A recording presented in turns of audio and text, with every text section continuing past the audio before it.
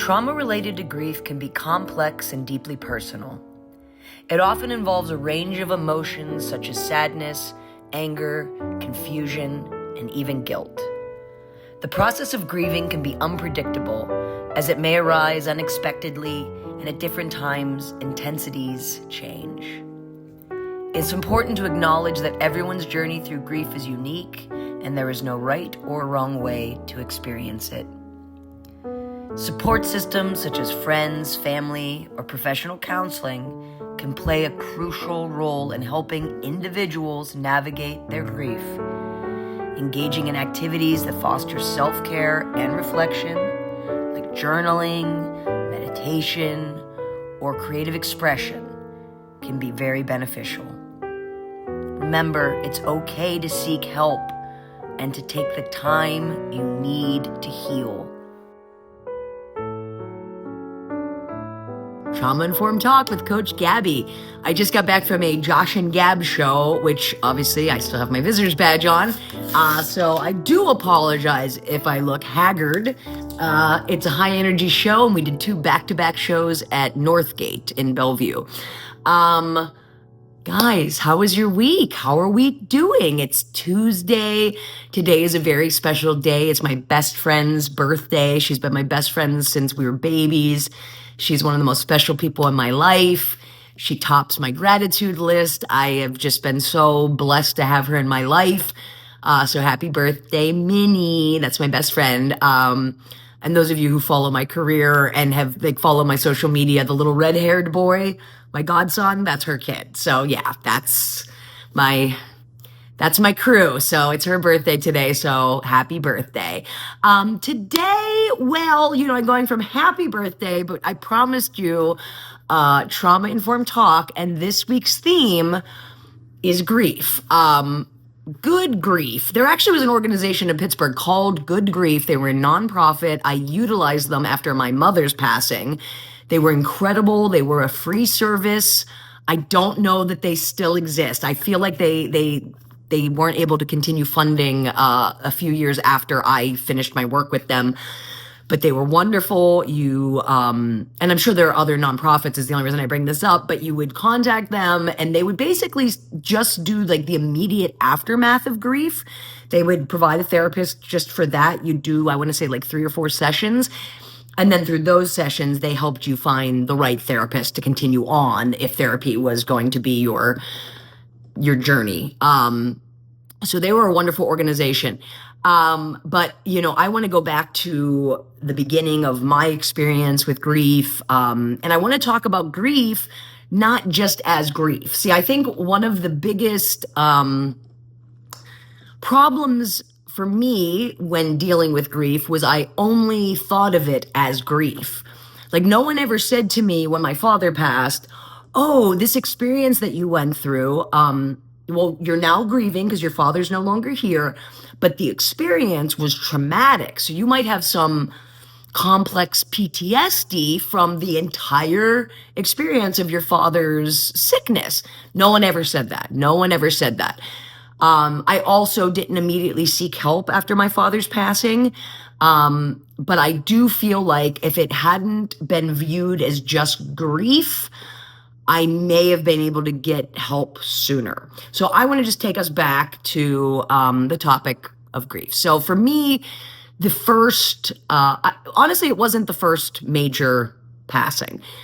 My experience with grief is different, I think, than a lot of people in that, I'm going to get very personal here. When I was a toddler, I had a cousin who was a month younger than I was, and he passed away before we turned 2. So his passing was something that I was always deeply aware of. When I was 3, 4 years old, my daycare were my immigrant Italian grandparents. So I would go to their house every day while my mother and father worked, and I hung out with them. My cousin's grandmother was my grandmother's sister-in-law and best friend, and she would come over constantly to have, tea, coffee, cookies with my grandmother, best friends. They loved to talk. And it was obviously very hard for my great aunt to see me there because she had just lost her grandson. And so, through no fault of her own, she would reminisce about her grandson and she would tell me about her grandson. And my grandmother and she would tell me about him. And then I, as a 3-year old, naturally we go, well, where is he? I want to play with him. And then that's when they would have to tell me the tragic news of what happened. And then that, as a 3-year old, you can't really comprehend, right? You're like, wait, what? I don't understand. So then they tell you he lives in heaven. And so as a 3-year old, I wanted to play with this kid that they were telling me about every day. And what ended up happening is when I would be home with my mother in the evening, I would start talking about not wanting to live and that I couldn't wait to die and that I wanted to go to heaven to play with my cousin. And when this started becoming a regular thing with me, where I was just becoming kind of heaven obsessed, I don't want to say death obsessed, but at least heaven obsessed as a toddler, 3, 4, my mother had to go and say something to them and be like, look, I'm so sorry, you're doing us the favor, but like, she's not someone that I think is able to process this, and it's really taking her thinking patterns in a place that I don't want them to be, right? I don't want my little baby to want to be dead, right? So my mother had to talk to them and then talk to me, and we had a process. So without getting any professional help, my mother tried to handle it on her own. But a little funny anecdote during this is when I was about 3 was when my mother decided to teach me the night prayer, now I lay me down to sleep, I pray the Lord my soul to keep. If I shall die before I wake, I pray the Lord my soul to take. And my mother's teaching this to me, and I'm 3 years old, and I'm death obsessed, and I panicked. I mean, I literally thought she was saying, like, tonight's the night, kid. I mean, I lost it. I was like, it's tonight, tonight. Like, I mean, she'd be like, no, baby, no, that's not what I'm saying. This is a prayer we do every night. And I was the youngest of 5, and she said, out of 5 kids, I'm the only one who literally thought she was telling me that this was my death night. I'm the only one who took that prayer as this is it. Bye, Mom. Yeah. So that to me is interesting. Now, do I think the trauma is knowing that I was 2 and had a cousin who was the same age who passed? No, I don't think that that's the trauma. But I think having grown adults talk to me about a subject that was far beyond, I think, my ability to fully understand, that could have been traumatic. I think it definitely started some thoughts in my brain. I mean, I have, it's like, it's funny and it's not. I mean, it's like humorous to like be like, oh yeah, when Gabby was a cute little girl with a long piggy tail, big smile, she was obsessed with death. Like, I think that's, like, it was a quirky thing in my family, but it's also not great. Like, right? Like a little 3-year-old should probably not be obsessed with death. So that was really like as a child, like my first experience with grief or any form of death. After that time, obviously other people would pass that maybe weren't as close to the family, but still in the family, right? I would be aware of these passings. As a little kid, you don't really, at least in my family, my mom kept me from funerals. Like, I remember maybe when I was in like 3rd or 4th grade, we had 2 like extended relatives who passed away, and my sister got to go to the funeral, and I was really upset. I'm like, why does Rosie get to go and I don't get to go? Like, and my mom tried to explain, well, Rosie's a teenager and she can, you don't bring little kids to these things. Little kids don't come to these things. So, so I really wasn't, I had never seen someone who had passed. I was never at a funeral until I was 11. So when I was 11, it's wild because the people who know me as an adult are like, oh yeah, that's Gab Vanessa. Everyone in her family's dead. But when I was a little kid, I had a lot of family. Like, I had, my mom had a dad and a stepmother. My dad had a living mother and father. My mom had a living grandmother. So I had a great grandmother. Like, I was flush with family as a kid. It wasn't until I turned 11, 12 that everybody started dropping like flies. But when I was 11, my mother's grandmother, my great grandmother, passed away. And it was the first like close death for me. It was my first, like, I didn't see my great grandmother regularly, so it wasn't like someone who was making an impact in my daily life, but she was someone that I definitely cared about. And my great grandmother, I cared about, not like necessarily because of our relationship, but I cared about her for my mother. I knew my mother had a very chaotic childhood, a very traumatic childhood, and her grandmother was sort of the person who could save her from that. Her grandmother would get her out of the bad situation. So my mom's grandmother was a lot more like a mom in many ways to my mom, and my mother adored her. So when her grandmother passed, it was the first time that I witnessed my mom grieving, and that was just utterly devastating for me as an empath, as a kid who adored her mother, as the youngest child. So for me, my great grandmother's death was more just the sadness of watching my mother grieve and wanting to be there for my mom. When my great grandmother died, I was really into poetry. Yes, I was 11, and I expressed my grief feelings through a poem. And my mother like really thought that was cool and really encouraged that. So when other people would pass later on, that's how I sort of dealt with my feelings, was through art, which is wild because that's what I do now full time. So she was sort of the first, like I remember missing school to go to a funeral home. She was the first funeral I went to. She was the first dead body I ever touched. I mean, I will never forget this. When it was the last time when they were about to close the casket, and everyone was taking their turns going up, no one had kissed her. And I did. I didn't think twice of it. I mean, I didn't. I was just like, I want to say goodbye. And I remember my sister, who was 7.5 years older than me, almost being like shocked, and she like said to me after, like, I thought that was really great that you did that. Like, you were brave enough to do that, because I didn't want to do that. I was scared, and I didn't even think twice about it. I just, it was my grandmother. I just wanted my great grandmother. I wanted to say goodbye. So she was the first like real, but once again, I don't think that I necessarily went through anything traumatic, anything grief. The most trauma from that death would be watching my poor mother suffer.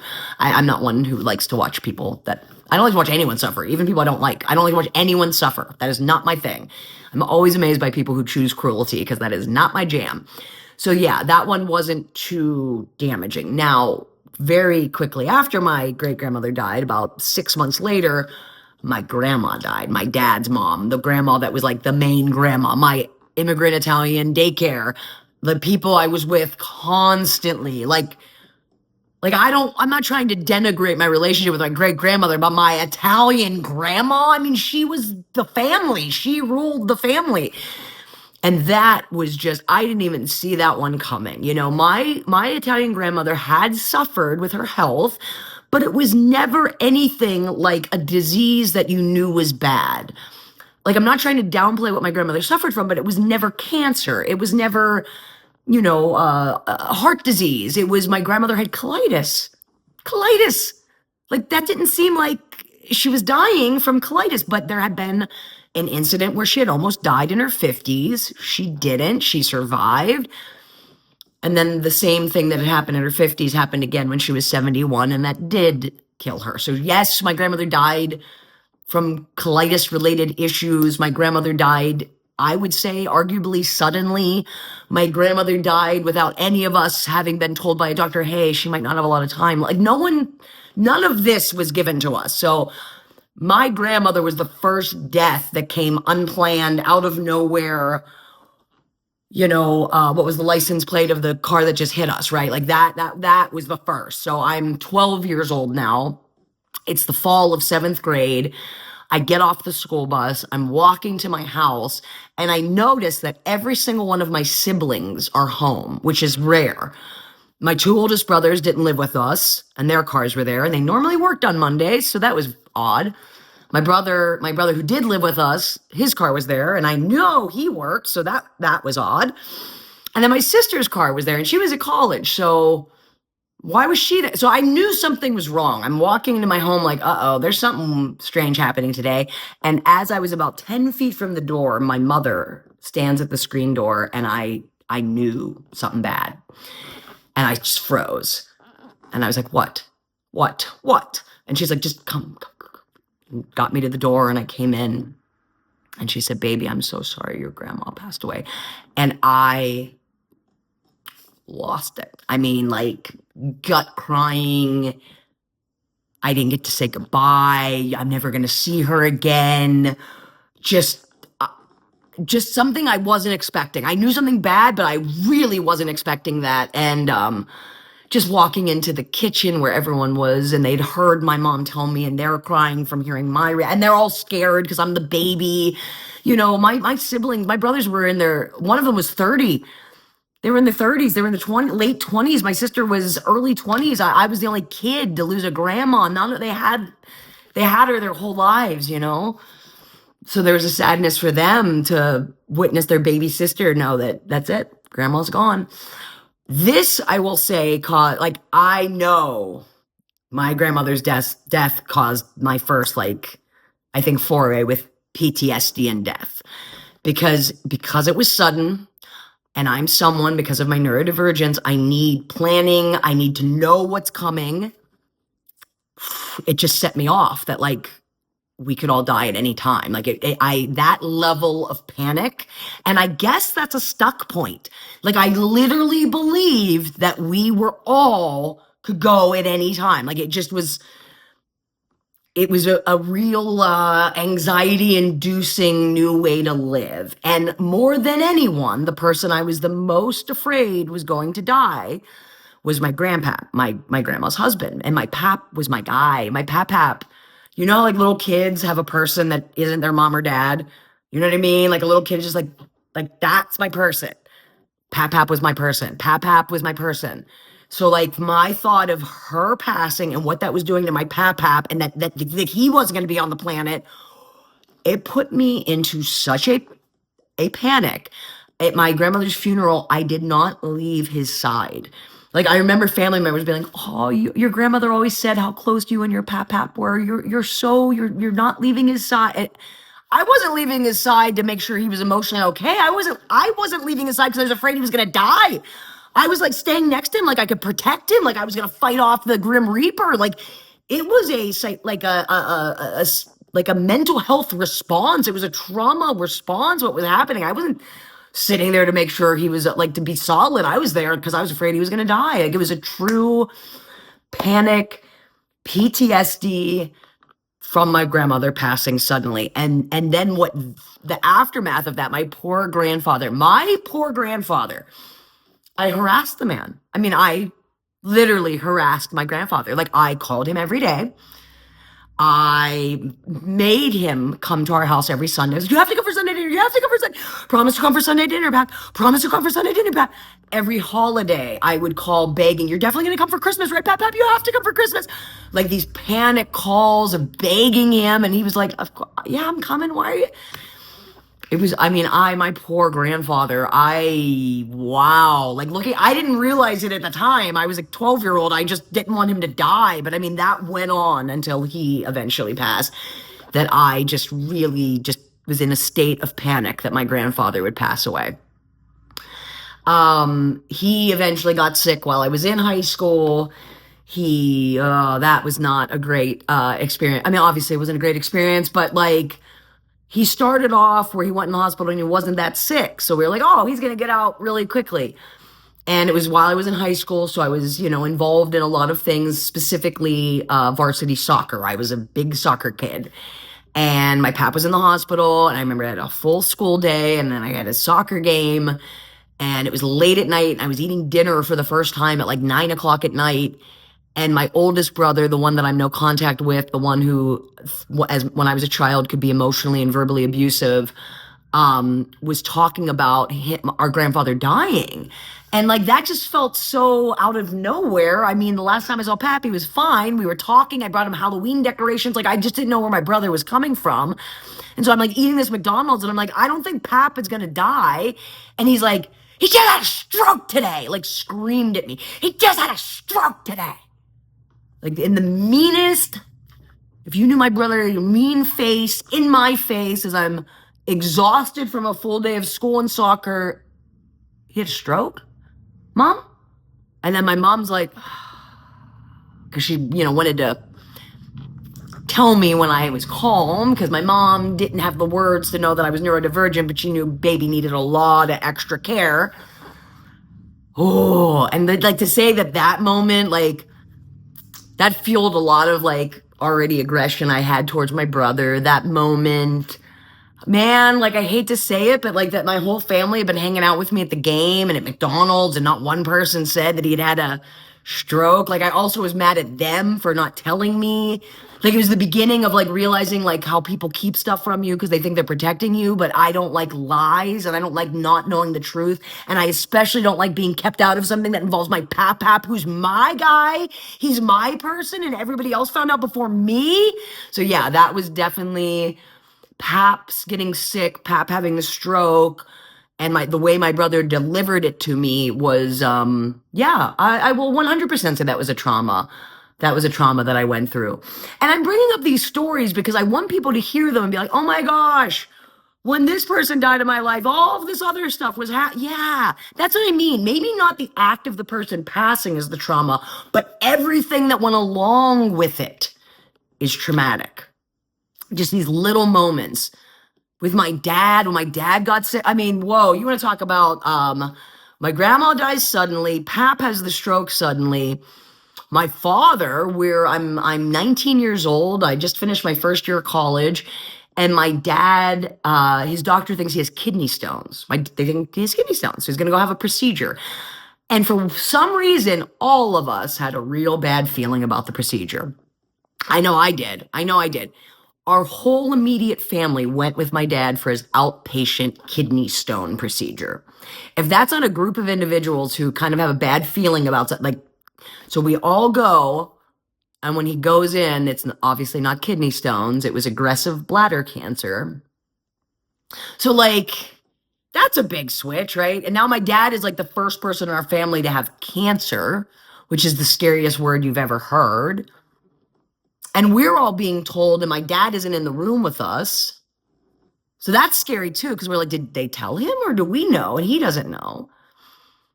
And he comes in from recovery, and my father was like trembling in fear. And I don't think he was trembling in fear that he had cancer. He was trembling in fear because he had to look at us and see our reactions to our dad having cancer. Like, to say that we all counted on him, he was sort of like this beacon of strength in our family. He made us feel like we could be okay. It was a lot. Clearly, that moment still has a big effect on me. I never saw my father in a state like that. I never saw my dad scared.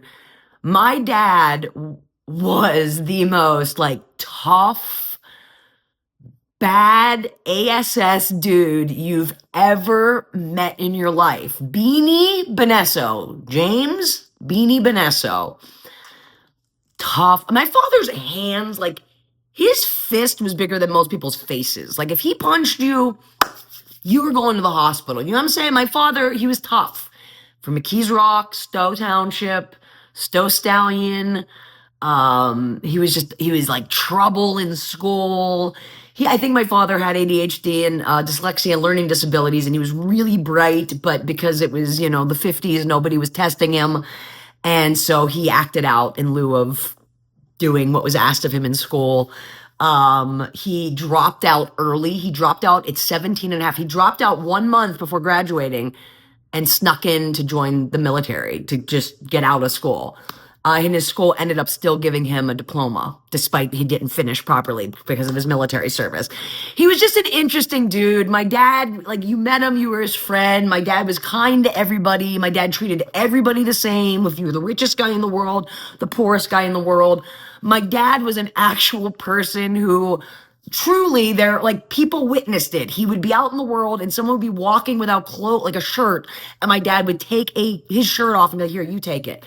My dad once chased a guy who mugged an old lady on foot and beat him up and got the lady's purse. Like, my father was next level. And I need you to see that so you can imagine 19-year-old Gabby watching Wolverine. Her dad is Wolverine, and he's trembling and terrified. Yeah, that is a moment that will live forever in my brain. And his whole process of the sickness was traumatic. All of it. All of it. All of it. With cancer, there were so many misdiagnoses. So many times we were told, like we were told he had the easiest cancer, and then he had the most aggressive form of the easiest cancer. Okay, well, what does that mean? You keep saying easy, and spoiler alert, guys, he ended up dying. He died 18 months after his diagnosis. It was very aggressive, and it spread very quickly, and he suffered. My father suffered, and watching him suffer was traumatic. It was traumatic. So that when he died, and now I've had all these little death experiences and these little traumas with death, but now my dad, the main foundation of my life, he dies. God, the trauma of his death, like the night the morning of when he would pass, that night my sister and I both slept downstairs in the living room. His hospital bed was in our family room, and my mother was sleeping in that room with him. And I wasn't in the room when he passed, but my sister and I both woke up to our mother screaming, "Hun, hun," and rushing to him and realizing he had passed. And I still can't, I'll never be able to fully describe the sound that came out of my mother. I've always said it's a mix of a cry and a scream and a wail.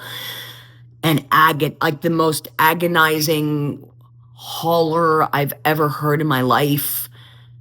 And that's what woke us up. And my sister and I looked at each other, and my sister just pulled the blanket up over her face. And my mother came running into my sister and was like, "I don't know, I don't know, I don't know, I don't know." Like she wasn't sure if he had passed.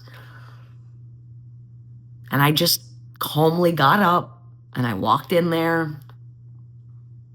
And he passed. His eyes were like slit open and he had a smile. He actually had a smirk on his face. He was looking at a picture of his parents. And I touched his head and I knew he was passed. And I just kind of tried to close his eyes a little bit. And I just held his hand and cried. And my mom and sister came and I said, "Yeah, he's gone." And Rose went up to go get our brother. And my mom came in. And I wasn't feeling anything. That part, this is how I know trauma was happening, because I wasn't feeling anything. I was weirdly calm. I was weirdly calm to go check to see if he had passed. I was weirdly calm to shut his eyes. I was weirdly calm to tell my mother he had died. And then I knew I needed to get away from all of them. And I excused myself and went into the powder room and locked the door and lost it. And that's when I was able to start feeling. But like right away with him, I know personally I was repressing feelings because they were so big, they were scary. I was repressing feelings because I was worried about my mother and I didn't know what was going to happen with her. I was worried about all my siblings. I was worried about my dad's baby brother who was about to come over, and you know, there were just so many people I was thinking and worrying about that weren't me. So it was like I would have a feeling and then I'd be like, "Oh no, you that feeling needs to go away because we got to worry about this or we got to worry about that." And you do that enough throughout your life and you keep moving your feelings aside to worry about other people's feelings. I can tell you what happened with me is I was a grown woman in trauma-informed therapy, and my therapist would say to me, "Gab, how does that make you feel?" And I would say to her, "I don't know. I don't know how I feel, because when I feel, my brain jumps in and starts yelling at me like I shouldn't be sad anymore and I shouldn't be still grieving my father and I shouldn't be, and it's stopping the ability to feel. So that when I try to, I don't even know what I'm feeling. I literally don't know what I would say to her, like, I'm a grown woman and I don't know what I'm feeling." So she gave me a feelings wheel. It was like this color-coded chart. And when I would bring something traumatic into session and I would be using, like my head would be doing all the talking, like, "I'm bad, I'm stupid." And she's like, stop. No, those are thoughts. Those aren't feelings. How does the moment your father died and you had to go in there and you had to see if he was there, how does that make you feel? You know what I mean? Like she was getting at it. And I'm like looking at the wheel, and somewhere in purple was frustrated. And I was frustrated. "Mom, you didn't know? You need me to come in, baby?" Frustrated. I'm mad. I'm more than just mad though. I'm sad. And I would have to look at this thing to get all the feelings of that moment because I couldn't verbalize them. Me, a person who graduated college with honors with an English major, and I can't describe my feelings to my therapist. That's what I think when you lose someone and you only view it as the grieving process and not trauma, that's where you can start being hard on yourself and not allowing yourself the space to feel all the feels that come with losing someone, all of them. And I really don't want anyone to do that. Like, I want you to be able to feel it in the moment and feel your grieving process as it's happening and not let your brain jump in and judge you. Because I remember 10 years after my father died, my mother and I were at the dining room table and we were just like, 10 years. He's been gone 10 years. And I said to her, I'm like, I don't feel like I've lived life at all. I don't know what this last 10 years has been. And she's like, same. And she's like, baby, we can't keep doing this. He wouldn't want it. We can't keep doing it. And at that moment, the 10-year moment is when I started getting like good therapy, trying to get help, really trying to dig out of this. But because I didn't receive trauma therapy, this work didn't finally get done until the last couple of years. But I remember that 10-year point, like, just like, we shouldn't be grieving. So of course we should. The one thing I would tell you about grief is it never goes away. It's just different. It's different. And the people who pass in your life, you have a different relationship with. So like in the case of like when my father passed, I will say that was still is the most monumental death of my life. My father died and Gabby went from Gabby to Gab and just became like, I was a shell of my former self for so long. I finally feel like Gabby again. It's a lifetime of just not being able to process my feelings or even know what they are. My mom's death, that was one I thought that was gonna do me in. I kept saying, Mommy, you can't die. Mommy, you can never die. Mommy, you can never die. Mommy, you can never die. I mean, if you know how I acted when my grandmother died to my pap, when my father died, I became my mother's caregiver because I was like, I can keep her alive. I can do it. I made a pact with God. I'll take care of Mom if you just keep her alive until the day I die. Will you do that for me, God? Yeah, I was really not grounded, not living in reality, not living in, yeah. So when Mom passed, she wasn't just my, mom, she was my companion. We had lived together for a very long time, just the two of us. She was my date to every comedy show. She was my muse. I wrote all of my material was about my mother. She inspired me so much. I adored my mother. Like, I always joke that, like, my mother and I'm one of the few women with an Oedipus complex, okay? Like, I loved my mother. It's a joke, but I loved my mother.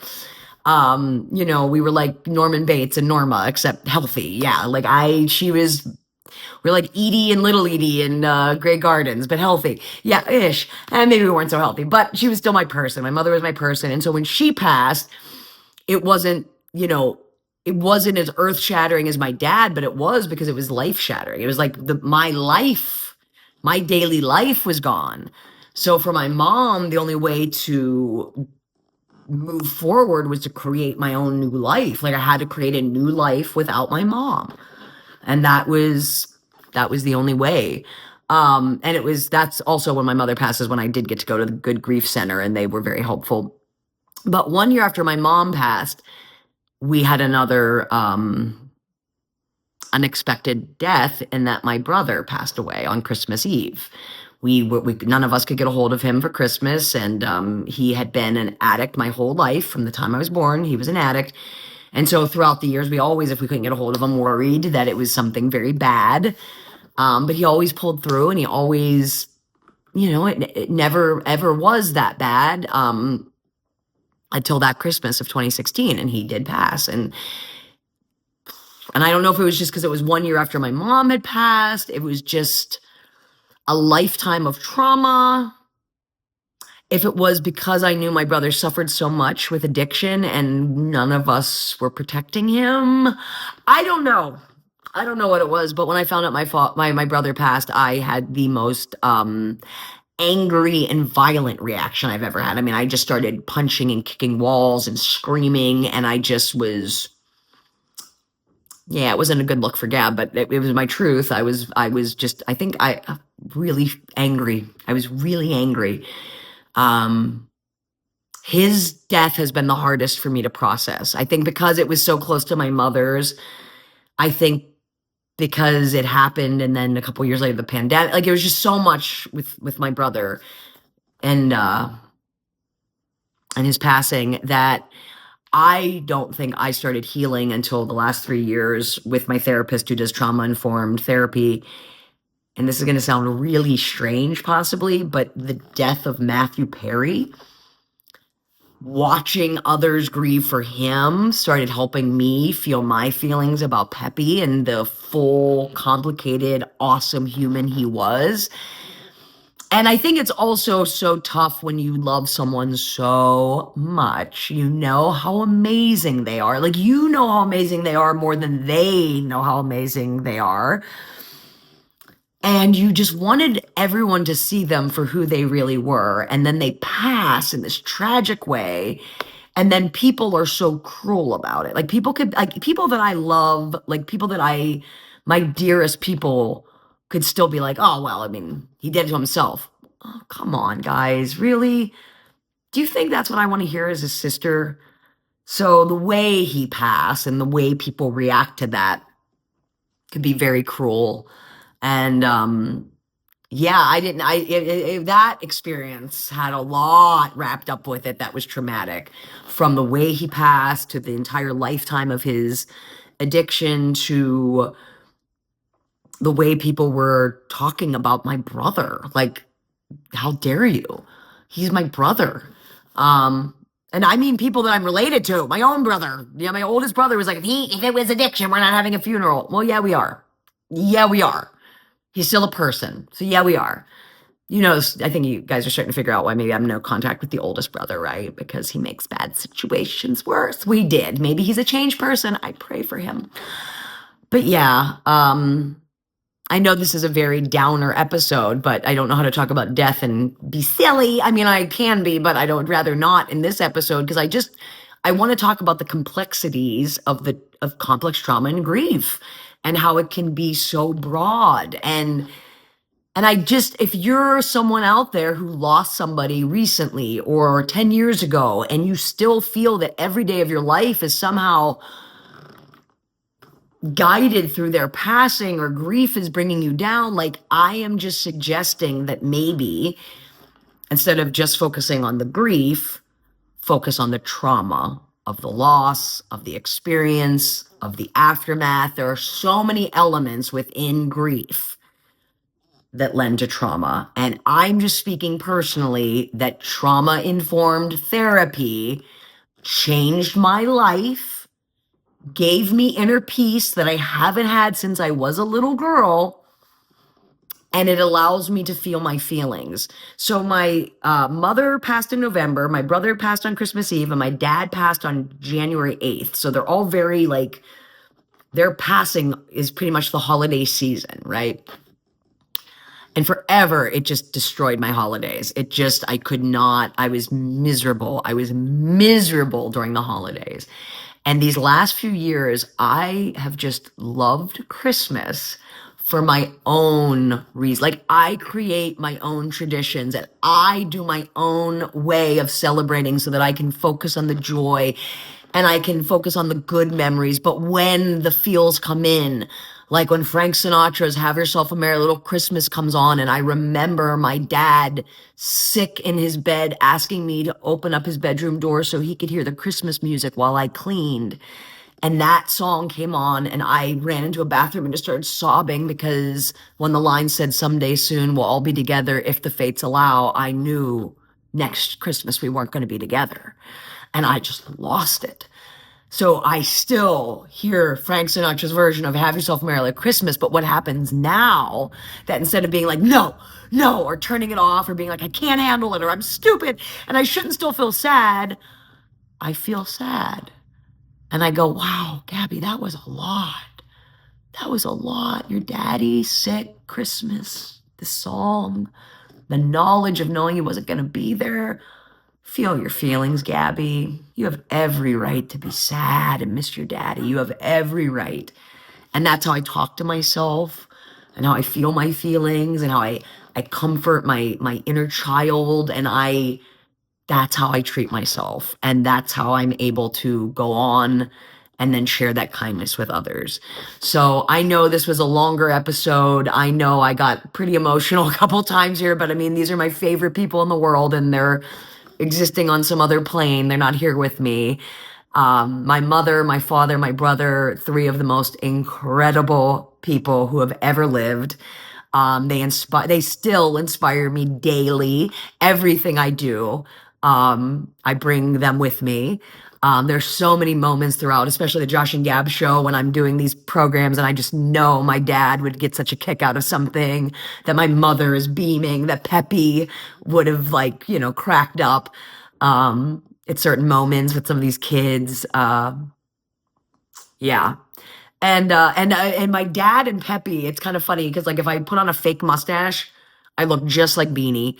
And of my siblings, I've always been told I look the most like Peppy. So we have a very same big smile. So and then my mother is my soul. So if you've never met Beanie, Star, or Peppy, all three very unique names, you definitely have because I project them outward with me every second of every day.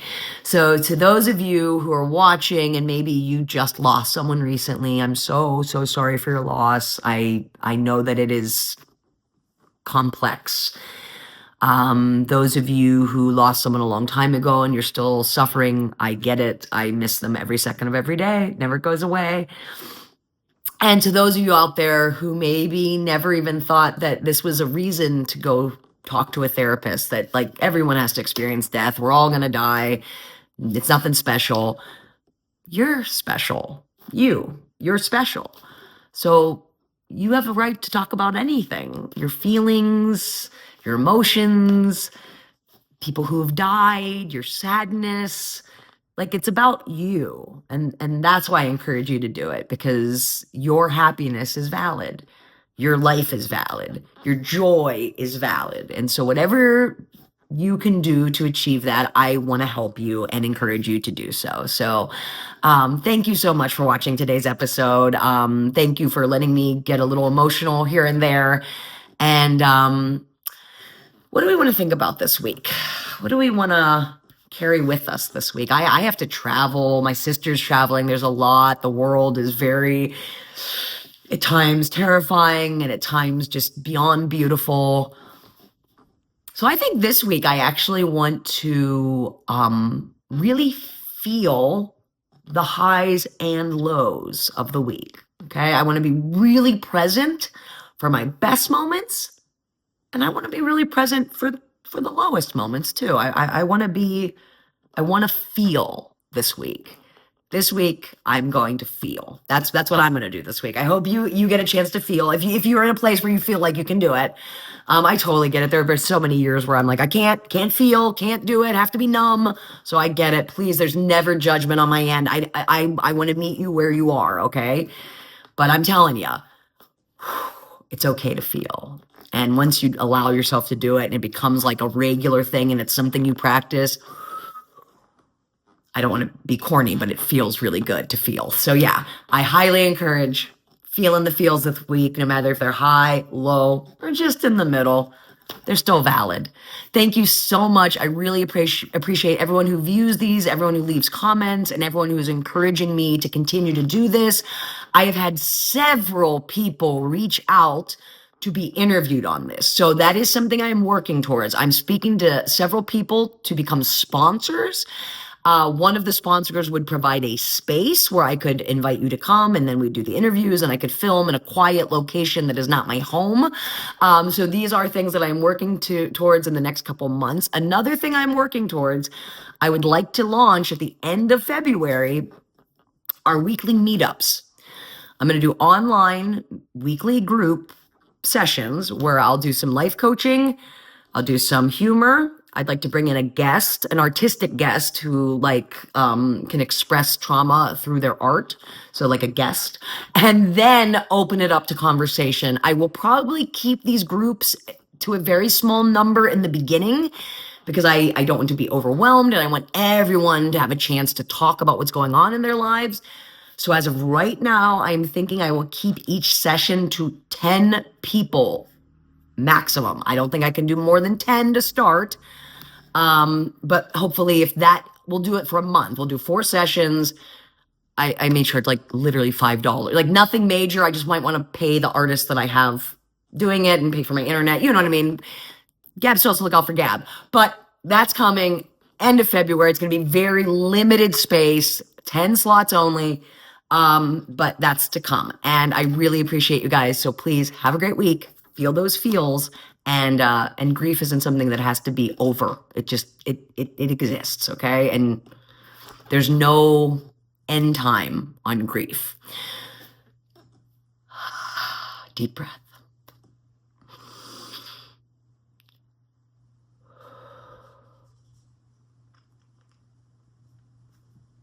Have a great week. Bye.